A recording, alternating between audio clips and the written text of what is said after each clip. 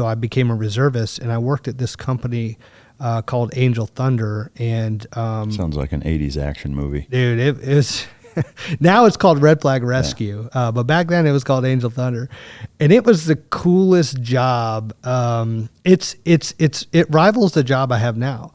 We planned a war, and it was like, a 2-week exercise, multi-million-dollar exercise. And actually, Zach, if you look up, there's on YouTube, it'll say it's called Terror in the Canyon, K-Gun 9. K-Gun 9 was the news outlet that covered it. But my job was to plan this freaking war, and there was 7 of us that would plan this thing, and we would invite everybody to come play. And so we had, the SEALs and the Rangers and ODA teams, and then we had 25 different countries that would come and play.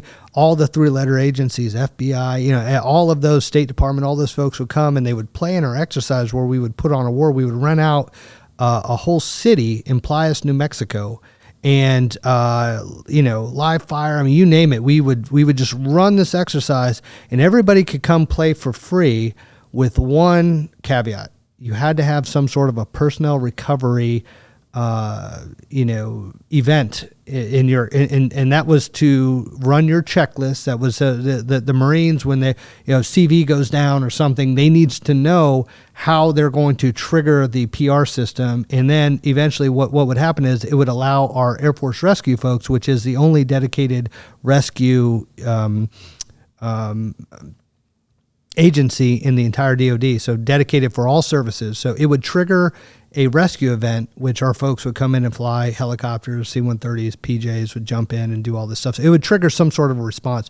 And if it didn't, it didn't. But we had Marine, raiders up in the hillsides watching compounds and doing all this. We had all these role players that go out, and their only job was just to go out and, kill a chicken and pray to Allah it was the coolest job ever. And my job, I was a logistics dude. And so it was way outside my comfort zone, but I was trying to figure out how to put freaking propane turrets on the back of an M-Razor so that we could shoot at the A-10s when they're coming over, and people could call us. It was like the coolest job, just trying to figure all this stuff out.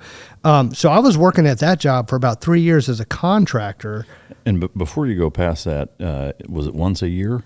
Once a year, man, 2 weeks. It was a 2-week exercise. Okay. Yeah, once a year. 25 different nations would come in and play. It was wild. Was there a kind of a gist of the scenario, or was it different each time, or what was the exercise? All the scenarios were different, and so it depended on who was playing, and we would have massive planning conferences, and they would all come in and they'd sit around a table, and basically what we would say is hey, we will bring the tire, you plug your spoke in to the tire. So if you are, let's say you are you fly some jamming, some jamming airplane. An E-2C. Okay, yeah. Then what we're going to do is we're going to bring in the dudes that jam as well, and they're going to test your systems. And then we're going to have other people that are, that are now trying to see if they can see your sensors, seeing our sensors, seeing their sensors. And so basically what we would do is, when I say plan a war, we would just basically bring in all these different people with different capabilities, and we would have them, run, and then we would bring planners from their agencies in and have them plan scenarios that made sense. Yeah. And so all the scenarios are different. You might have an ODA team that just says, hey, we need to practice if there's an IED in a building, so they may clear, 5 houses, and then on the 6th house, on the 4th day, they're going in to clear the house, and there's a landslide, something happens, and they all, and the building collapses, and there's, a couple dummies that are in there, and we, remote detonate the house, put some dummies in there, and that triggers, okay, what are you going to do if that happens, right? And so that's, you never knew what the scenarios were. Actually, one of the coolest that I helped plan was we did off of San Diego, San Clemente Island, which you're very familiar with. We did, there was a ship that there was all these, enemy assets that were coming near the ship, and there was somebody on board the ship, like a mass casualty or something, some fire on board, and our guys had to go get that dude off of the ship. Well, as they were coming in, it was a contested area. So the A-10s were coming in and shooting up all the drone boats out there and all that stuff. And while they were on the ship, they had to do an extrication scenario because the guy was pinned down. So our guys were having to, do extrication on this ship while the JTAC was on board the ship calling in cast from the A-10s shooting drone boats. And I mean, that was like bad. Our guys parachuted into the boat and did all that stuff, which was really, cool. Really cool to see that all come together. Now, of course, if you talk to the guys in the weeds, they would call it anal plunger, and anal blunder and all these acronyms because they're like, oh, this sucks. This is totally not this. None of this is real. It's all fake. We're LARPing and this and that. I mean, guys will complain about anything. And so find a bag of gold and bitch how heavy it is. Yeah, exactly. Yeah. So, I say all that to say, it was a cool job, but what wasn't cool is I spent 30 years in the desert. Yeah. And then all my deployments were to the desert, and we were just tired of the desert.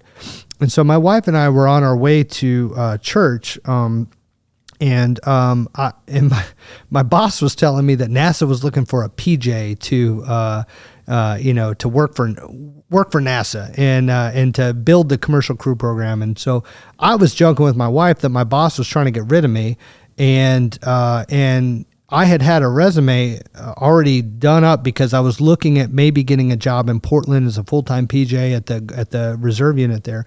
So I had a resume already done, but I was kind of joking around about how, there was this job out in NASA looking for a PJ. I was like, but there's no way I would ever get that. I was like maybe an E6 at the time in the reserves, even maybe not even an E7, but I knew that this was one of those jobs. It was a higher level GS job, and I knew it was one of those jobs that there was going to be a line out the door of PJ chiefs and colonels and majors and all these other combat risk officers that were going to apply for that job, and I was just kind of joking around about it. Well, my wife went in behind my back and actually applied for me. Really? Yeah, because she wanted to get the hell out of Tucson. How did that set with you, her doing that?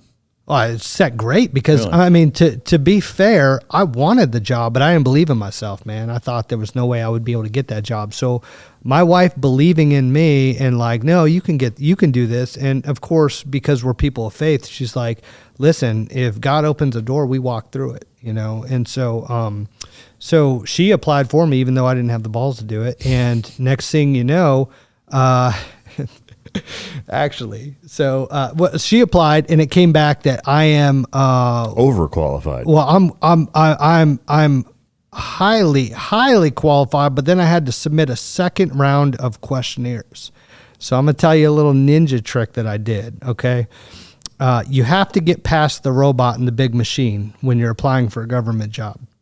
I don't know if this still works, and I'm not a GS anymore, so I could share this. But I went in and I took the job description from NASA and I highlighted the whole thing and I put it at the very bottom of my resume in .01 font, and I changed the color to white. So it just wasn't there. It was like invisible if you print my resume. But all the keywords were there. Yeah. And so when it went through the machine, it was like Really? So the first round, I got in the door and I was like, okay, you're being considered. And then the second round's got to get past the second round of machines. It's like, holy shit, this guy is like created for this job. And tricky fuck. Yeah. And all I was trying to do, and this is for anybody out there listening, all I was trying to do was get on the phone with somebody who can actually make a decision. Like give me the chance to do an interview and then turn me down, tell me how much I suck. But at least tell me that over the phone.